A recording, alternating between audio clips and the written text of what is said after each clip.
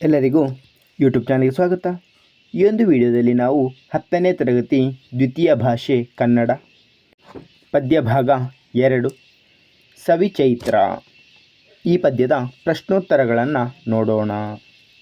ಪದಗಳ ಅರ್ಥ: ಆದಿ ಮೊದಲು, ಕಲರವ ಮೋಹಕ ಧ್ವನಿ, ಕೊರಡು ಒಣಮರದ ತುಂಡು, ಕೊನರು ಚಿಗುರು, ಖಗ ಹಕ್ಕಿ, ಚಿಗಿತ ಚಿಗುರಿದ, ಚೈತನ್ಯ ಚಟುವಟಿಕೆ, ತಾರಕ ಎತ್ತರದ ಸ್ವರ, ದಗದ ಕೆಲಸ, ನೆಲದವ್ವ ಭೂಮಿತಾಯಿ ಮತ್ತು ಮಾದಕತೆ, ಮುಕ್ತ ಬಿಡುಗಡೆ ಹೊಂದಿದ, ಮುಗುಳು ಮೊಗ್ಗು, ವಧು ಮದುಮಗಳು, ವಾಲಗ ಓಲಗ, ವಾದ್ಯ.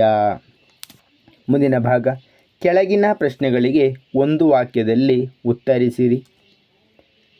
ಮೊದಲನೆಯ ಪ್ರಶ್ನೆ: ನೆಲದಮ್ಮ ನವವಧುವಿನಂತೆ ಸಿಂಗಾರಗೊಳ್ಳುವುದು ಯಾವಾಗ? ಉತ್ತರ: ಯುಗಾದಿಯು ಬಂದಾಗ ನೆಲದಮ್ಮ ನವವಧುವಿನಂತೆ ಸಿಂಗಾರಗೊಳ್ಳುತ್ತಾಳೆ. ಮುಂದಿನ ಪ್ರಶ್ನೆ: ಯುಗಾದಿಯ ಸಂದರ್ಭದಲ್ಲಿ ನೆಲದಮ್ಮ ಹೇಗೆ ಸಿಂಗಾರಗೊಳ್ಳುತ್ತಾಳೆ? ಉತ್ತರ: ಯುಗಾದಿಯ ಸಂದರ್ಭದಲ್ಲಿ ನೆಲದಮ್ಮ ನವವಧುವಿನಂತೆ ಸಿಂಗಾರಗೊಳ್ಳುತ್ತಾಳೆ. ಮುಂದಿನ ಪ್ರಶ್ನೆ: ಚೈತ್ರದಲ್ಲಿ ಯಾವುದರ ವಾಲಗ ನಡೆದಿರುತ್ತದೆ? ಉತ್ತರ: ಚೈತ್ರದಲ್ಲಿ ನೆಲಮುಗಿಲ ವಾಲಗ ನಡೆದಿರುತ್ತದೆ. ಮುಂದಿನ ಪ್ರಶ್ನೆ: ಸವಿಚೈತ್ರದ ಸೊಬಗು ಏನು? ಉತ್ತರ: ಹಸಿರು ಮತ್ತು ಫಲ ಪುಷ್ಪಗಳ ಸಮೃದ್ಧಿ ಸವಿಚೈತ್ರದ ಸೊಬಗಾಗಿದೆ. ಮುಂದಿನ ಪ್ರಶ್ನೆ: ಯುಗಾದಿಯಲ್ಲಿ ಯಾವ ತಿನಿಸನ್ನು ಹಂಚುವ ಸಂಪ್ರದಾಯವಿದೆ? ಉತ್ತರ: ಯುಗಾದಿಯಲ್ಲಿ ಬೇವು ಬೆಲ್ಲವನ್ನು ಹಂಚುವ ಸಂಪ್ರದಾಯವಿದೆ.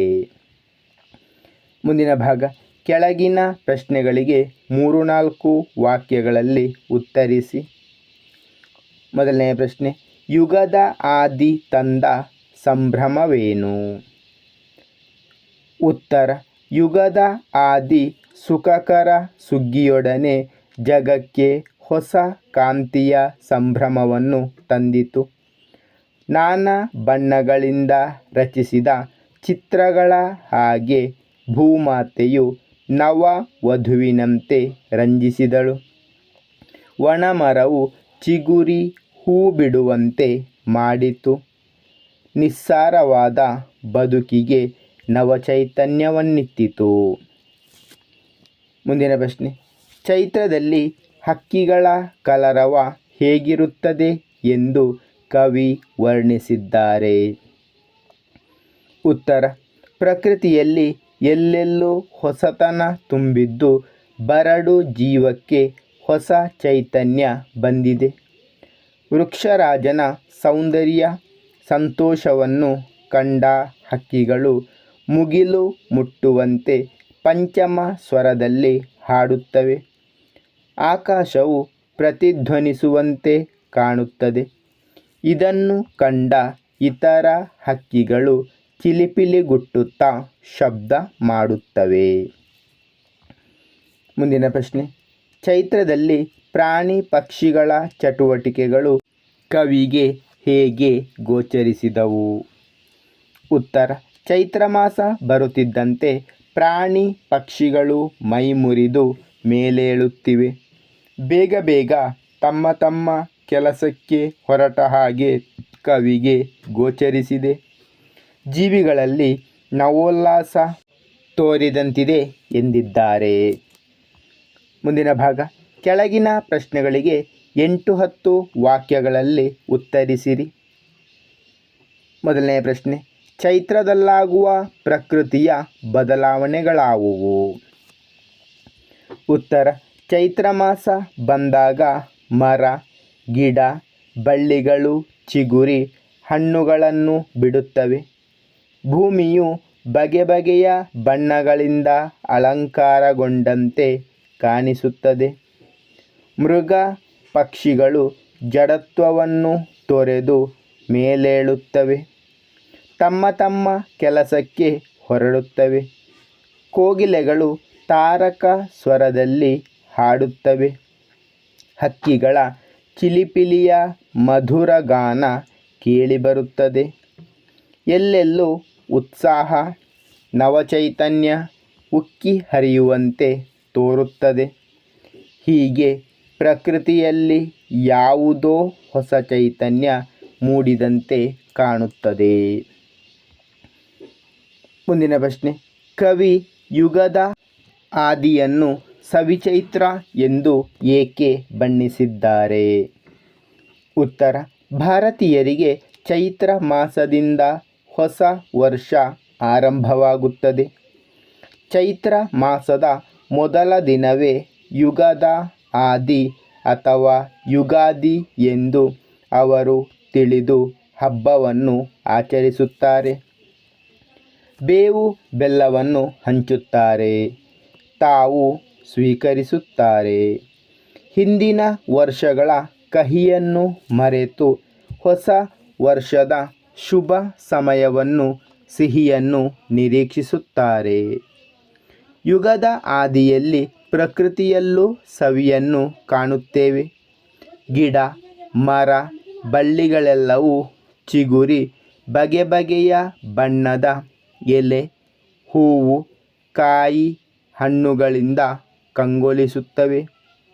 ಕೋಗಿಲೆಯ ತಾರಕ ಸ್ವರದ ರಾಗಾಲಾಪ, ಚಿಲಿಪಿಲಿ ಹಕ್ಕಿಗಳ ಮಧುರ ಧ್ವನಿ, ಅವುಗಳ ಹಾರಾಟ, ಪ್ರಾಣಿಗಳ ಉತ್ಸಾಹದ ಓಡಾಟ ಮೊದಲಾದವು ಪ್ರಕೃತಿಯು ನವ ಚೈತನ್ಯದಿಂದ ತುಂಬಿರುವಂತೆ ಪ್ರದರ್ಶಿಸುತ್ತವೆ.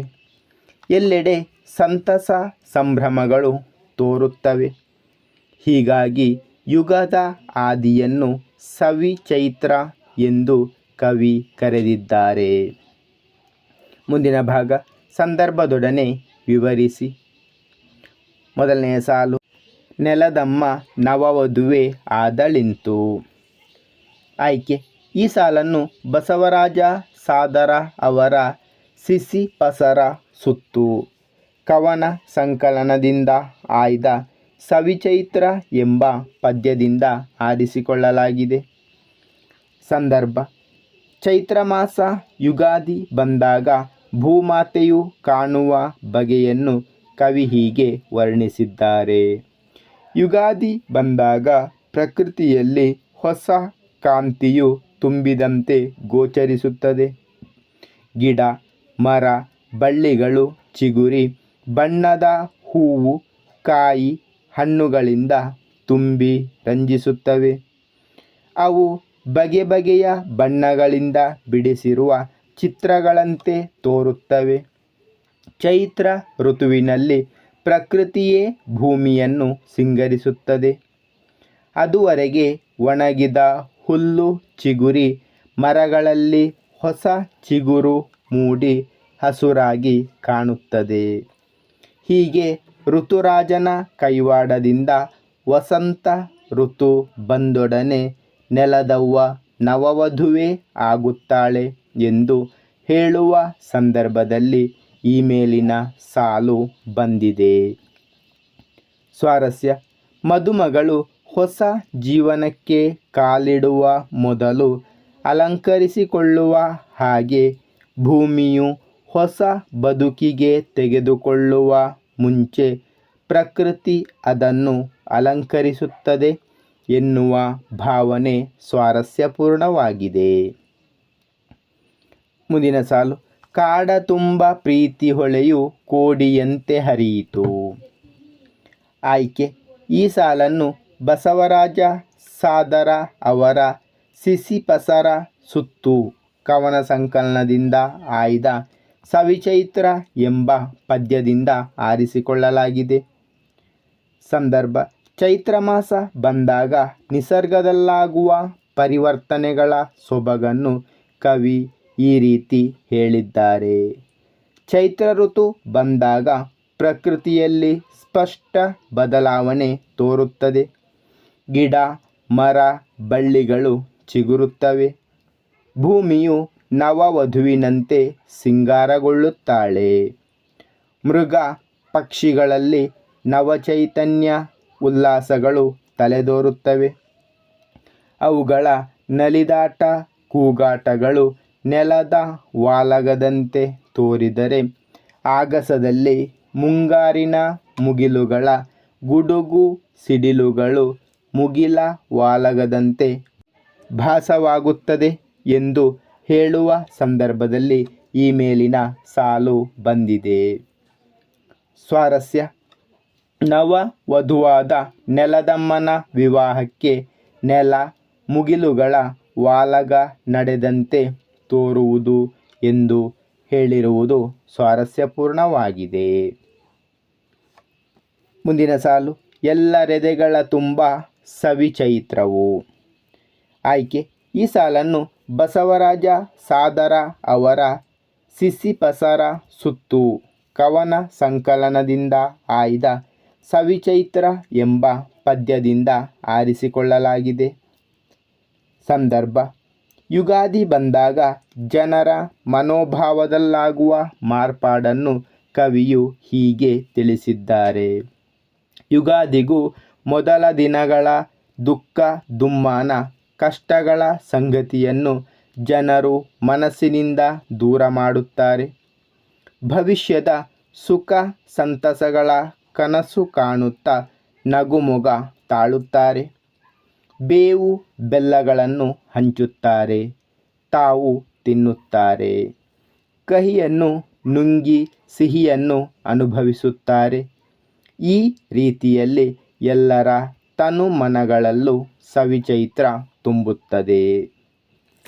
ಸ್ವಾರಸ್ಯ: ಯುಗಾದಿಯಂದು ಹಂಚುವ ಬೇವು ಕಹಿ ಜೀವನದ ದುಮ್ಮಾನಗಳ ಸೂಚಕವಾದರೆ, ಬೆಲ್ಲ ಸಿಹಿ ಭವಿಷ್ಯದ ಸುಖ ಸಂತೋಷಗಳ ದ್ಯೋತಕವಾಗಿದೆ. ಕಹಿ ಹೋಗಿ ಎಲ್ಲರ ಮನದಲ್ಲೂ ಸಿಹಿಯೇ ತುಂಬಲಿ ಎನ್ನುವ ಆಶಯವು ಇಲ್ಲಿ ಸ್ವಾರಸ್ಯಪೂರ್ಣವಾಗಿದೆ. ಮುಂದಿನ ಭಾಗ: ಕೆಳಗಿನ ಪದಗಳನ್ನು ವಿಗ್ರಹವಾಕ್ಯ ಮಾಡಿ ಸಮಾಸದ ಹೆಸರನ್ನು ತಿಳಿಸಿರಿ. ಯುಗಾದಿ: ಯುಗದ ಪ್ಲಸ್ ಆದಿ ತತ್ಪುರುಷ ಸಮಾಸ. ಮೈಕೊಡವಿ: ಮೈಯನ್ನು ಪ್ಲಸ್ ಕೊಡವಿ ಕ್ರಿಯಾ ಸಮಾಸ.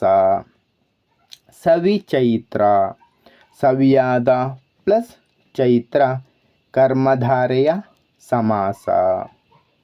ನೆಲಮುಗಿಲು: ನೆಲವು ಪ್ಲಸ್ ಮುಗಿಲು ದ್ವಂದ್ವ ಸಮಾಸ. ಮುಂದಿನ ಭಾಗ: ಕೆಳಗಿನ ಪದಗಳನ್ನು ಬಿಡಿಸಿ ಬರೆದು ಸಂಧಿಯನ್ನು ಹೆಸರಿಸಿರಿ. ಎಲ್ಲೆಲ್ಲಿ: ಎಲ್ಲಿ ಪ್ಲಸ್ ಎಲ್ಲಿ ಲೋಪಸಂಧಿ. ಜೀವೋಲ್ಲಾಸ: ಜೀವ ಪ್ಲಸ್ ಉಲ್ಲಾಸ ಗುಣಸಂಧಿ. ಎಲ್ಲರೆದೆ: ಎಲ್ಲರ ಪ್ಲಸ್ ಎದೆ ಲೋಪಸಂಧಿ. ನೆಲದಮ್ಮ: ನೆಲದ ಪ್ಲಸ್ ಅಮ್ಮ ಲೋಪಸಂಧಿ. ಮುಂದಿನ ಭಾಗ: ಕೆಳಗಿನ ಪದಗಳಿಗೆ ತತ್ಸಮ ತದ್ಭವ ರೂಪ ಬರೆಯಿರಿ. ಮುಖ ಮೊಗ. ಪಕ್ಷಿ ಹಕ್ಕಿ. ಬಣ್ಣ ವರ್ಣ. ಖಗ ಖಗ. ಮುಂದಿನ ಭಾಗ: ಕೆಳಗಿನ ಪದಗಳಿಗೆ ವಿರುದ್ಧಾರ್ಥಕ ಪದಗಳನ್ನು ಬರೆಯಿರಿ. ಸಿಹಿ ಕಹಿ. ಆದಿ ಅಂತ್ಯ. ಹೊಸತು ಹಳತು.